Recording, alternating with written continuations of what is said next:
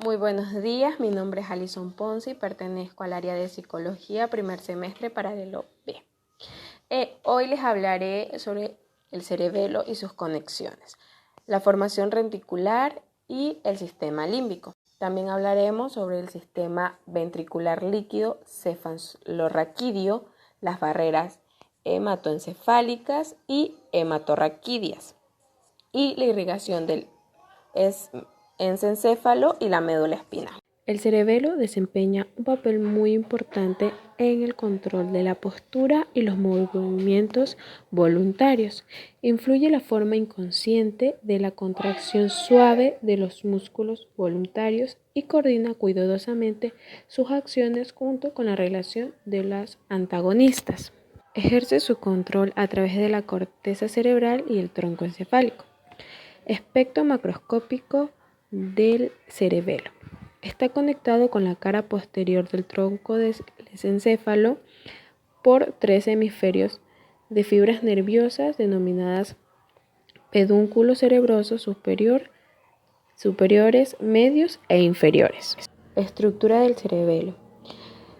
Incluidas en las sustancias blancas de cada hemisferio existen 3 masas de sustancias grises que forman los núcleos intercerebelosos. Las fibras de los núcleos dentado, emboliforme y globuloso salen desde el cerebelo a través del pedúnculo cerebeloso superior.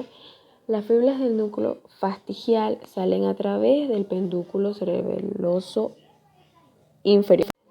Mecanismos cerebelosos corticales. Como resultado de una extensa investigación citológica y fisiológica, ciertos mecanismos básicos han sido atribuidos a la corteza del cerebelo.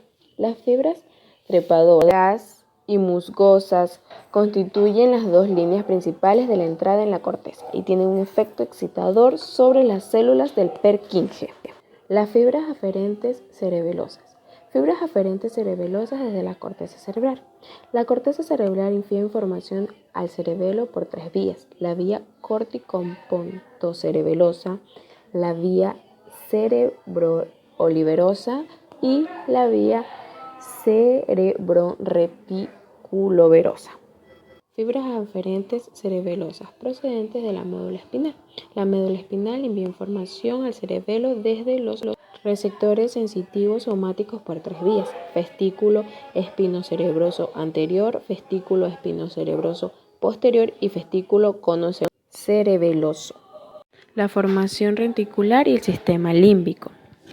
La función reticular. La formación reticular, como su nombre lo indica, se parece a una red reticular formada por células nerviosas y fibras nerviosas. Existen vías polisinápticas y otras vías cruzadas y no cruzadas, ascendentes y descendentes, que incluyen muchas neuronas que desempeñan funciones tanto somáticas como viceversa. Sistema límbico. Anatómicamente, las estructuras límbicas incluyen circunvoluciones subcallosas del cíngulo y el parahipocampo. La formación del hipocampo, el cuerpo amígdalo y los cuerpos mamilares y el núcleo anterior del tálamo. El alveo, la fibria, el forcis y el fascículo mamilotalámico y las estrías terminal son las vías que conectan este sistema. Vías de conexión del sistema límbico. La fibra sale entonces desde el extremo posterior del hipocampo como el pilar del forcis. El pilar de cada lado se curva hacia atrás y hacia arriba por debajo del esplenio del cuerpo calloso, rodeando la superficie superior del tálamo. Los 2 pilares convergen entonces la forma del cuerpo fornix, que se sitúa en el íntimo contacto con la superficie posterior del tálamo. Sistema ventricular líquido cefalorraquídeo y las barreras hematoencefálicas y hematorraquídeas. Sistema ventricular. Los 2 ventrículos laterales se comunican con el tercer ventrículo a través del agujero interventricular o monro. El tercer ventrículo está conectado por el cuarto ventrículo mediante el acueducto cerebral, acueducto de Silvio.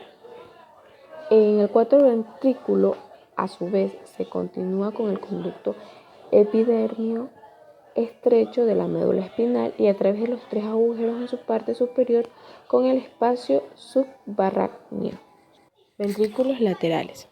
El ventrículo es una cavidad que macroscópicamente tiene forma de C y se puede dividir en el cuerpo, que ocupa el lóbulo parietal y a partir del cual se extienden las columnas anterior, posterior e inferior de los lóbulos frontal, occipital y temporal respectivamente. El ventrículo lateral se comunica con la cavidad del tercer ventrículo a través del agujero interventricular. El espacio subaracnoide. El espacio subaracnoideo es el espacio situado entre la materia aracnoidea y la paimadre, por lo tanto se halla presente donde la mendigues rodea al cerebelo y a la médula espinal. Líquido cefalorraquídeo. El contenido de la glucosa es de alrededor de la mitad de la sangre y solo contiene la cantidad mínima de proteínas. Solo hay unas pocas células y son linfocitos. El recodo cefalocitario normal es de 0 a 3 células por milímetros cúbicos.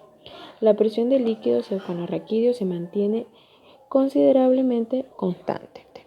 Formación. El líquido cefalorraquídeo se forma principalmente en los plexos coroideos de los ventrículos laterales tercero y cuarto.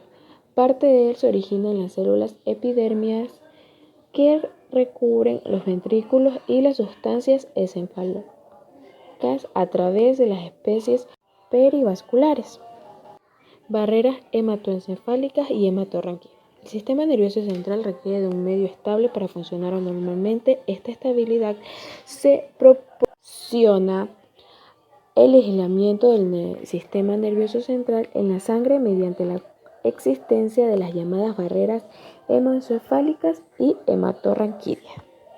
Importancia funcional de las barreras hematoencefálicas y hematorraquídeas. En condiciones normales, las barreras hematoencefálicas y hematorraquídeas son dos importantes barreras semipermeables que protegen el cerebro y la médula espinal de sustancias potenciales nocivas, mientras que permiten que entren gases y nutrientes del tejido nervioso. Irrigación del encéfalo y la médula espinal. Irrigación del encéfalo. Arterias del encéfalo. Las dos arterias carótidas internas y sus dos arterias vertebrales. Sus ramas se anastomosan para formar el polígono de Wills. Arteria carótida interna. Comienzan en el biformación de la arteria carótida común, denominada en el seno carótido, ascienden por el cuello y perforan la base del cráneo y el conducto carótido del hueso temporal. Arteria cerebral anterior y media. Ramas de la posición cerebral. La arteria ofmática. La arteria culminante posterior, que dice que la arteria comunica posteriormente, discurre hacia atrás sobre la arteria cerebral posterior, formando así la parte del polígono de Wills. Y también se habla sobre la arteria cerebral posterior, la arteria cerebral media, la arteria vertebral. Arteria basilar. La arteria basilar, formada por una unión de dos arterias vertebrales, asciende a un surco en la superficie anterior del puente, protuberancia. Existen 5 arterias: la arteria pontina, la laberíntica, la arteria cerebelosa anterior-inferior, la arteria cerebelosa superior y la arteria cerebral posterior. Circulación cerebral. El flujo sanguíneo al cerebro debe aportar oxígeno, glucosa y otros nutrientes al tejido nervioso y eliminar dióxido de carbono, ácido láctico y residuos metabólicos. Se ha demostrado que el cerebro está irritado por sangre arterial procedente de las dos arterias carótidas internas y de las dos vertebrales.